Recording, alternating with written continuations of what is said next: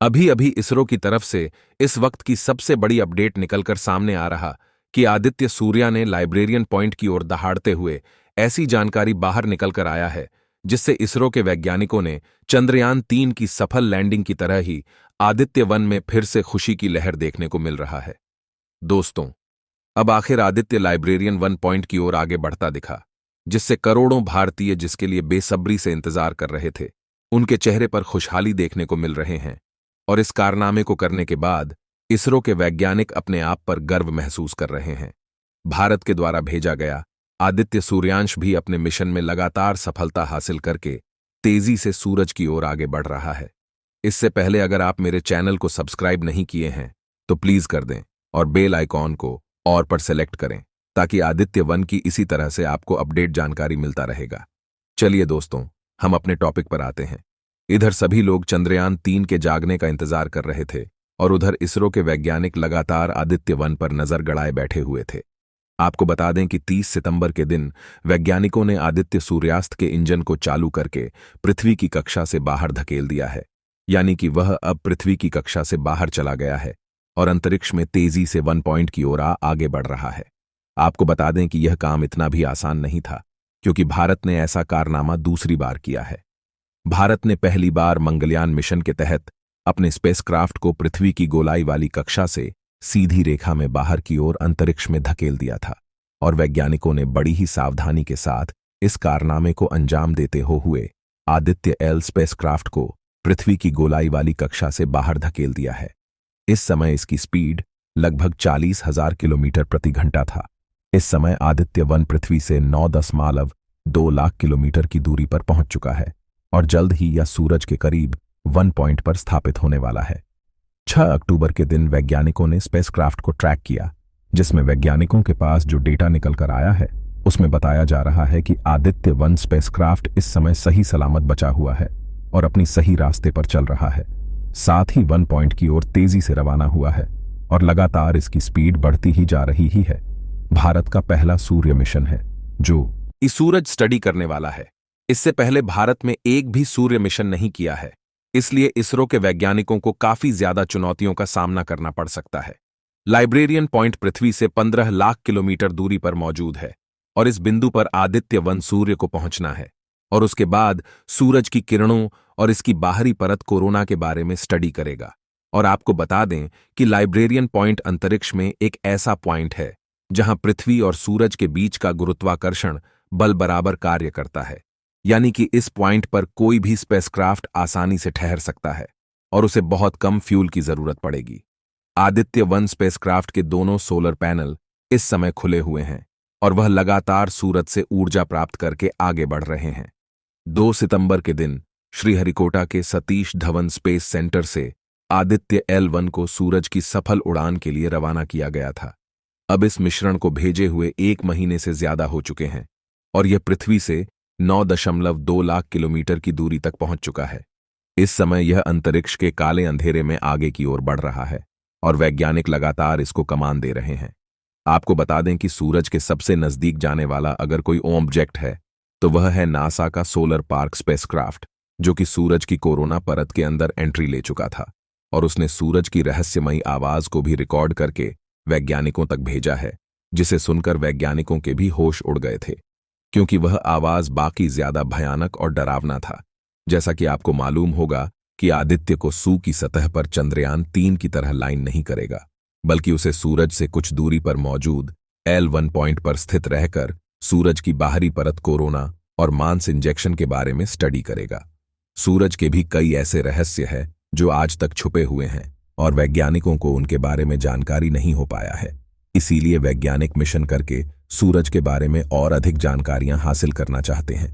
सूरज का तापमान लगभग 150 डिग्री सेल्सियस के करीब है और सबसे बड़ी हैरानी की बात यह है कि जैसे जैसे इसके सतह की ओर बाहर आते हैं, इसका तापमान भी और ज्यादा बढ़ता जाता है। यह एक ऐसा रहस्य है जो वैज्ञानिकों को आज तक हैरान किया हुआ है कि इसकी बाहरी सतह का तापमान उसके सेंटर से ज्यादा कैसे हो सके आता है।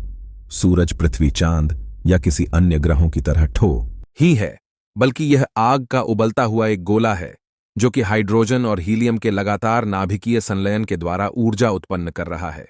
सूरज की बाहरी परत कोरोना से लगातार सोलर फ्लेयर निकलता है, जो कि अंतरिक्ष में चला जाता है और कुछ सोलर प्लेट सूरज में आकर लिपट जाता है। वैज्ञानिक स्टडी करके इसके बारे में भी जानना चाहते हैं कि आखिर जो सोलर प्लेयर्स अंतरिक्ष में बिखर जाता है वह वापस सूरज की ओर कैसे चला आता है। सूरज के द्वारा सौर तूफान भी अंतरिक्ष में आते रहते हैं। अगर यही सौर तूफान किसी भी तरह पृथ्वी तक पहुंच जाए तो पृथ्वी को काफी ज्यादा नुकसान पहुंचा सकते हैं, यानी पृथ्वी की आड़ में घूम रहे सैकड़ों सैटेलाइट के सिग्नल को ब्लॉक कर सकते हैं, जिससे काफी ज्यादा नुकसान हो जाएगा। इसलिए वैज्ञानिक सूरज की किरणों के बारे में स्टडी करना चाहते हैं, जिससे भविष्य में आने वाले सौर तूफानों के खतरों से आसानी से बचा जा सके। अगर सूरज के बारे में सटीक स्टडी वैज्ञानिकों के द्वारा कर ली जाए तो भविष्य में मंगल मिशन में होने वाले खतरों से बचा जा सकता है, क्योंकि मंगल पृथ्वी से काफी ज्यादा दूर है। इसलिए जब मंगल पर मिशन भेजा जाएगा तो वहां पर इंसानों को पहुंचने के लिए कम से कम 6 महीने का समय लगेगा, जिसमें अंतरिक्ष यात्री को सौर तूफान का भी खतरा हो सकता है। इसलिए वैज्ञानिक सौर तूफानों के बारे में ज्यादा से ज्यादा अध्ययन करके जानकारी हासिल करना चाहते हैं, क्योंकि आदित्य L1 सूर्य ज्ञान भारत का पहला मिशन है जो कि सूरज की स्टडी करने वाला है। इसलिए वैज्ञानिकों को इस 1 पॉइंट तक पहुंचने में काफी ज्यादा सावधानी बरतना होगा। लाइब्रेरियन पॉइंट पृथ्वी से लगभग 15 लाख किलोमीटर की दूरी पर मौजूद है।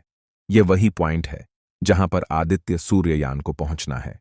अगर बात करें लाइब्रेरियन पॉइंट की, तो अंतरिक्ष में 5 लाइब्रेरियन पॉइंट मौजूद है, जहां किसी भी स्पेसक्राफ्ट को ठहरने के लिए फ्यूल की जरूरत नहीं होती है।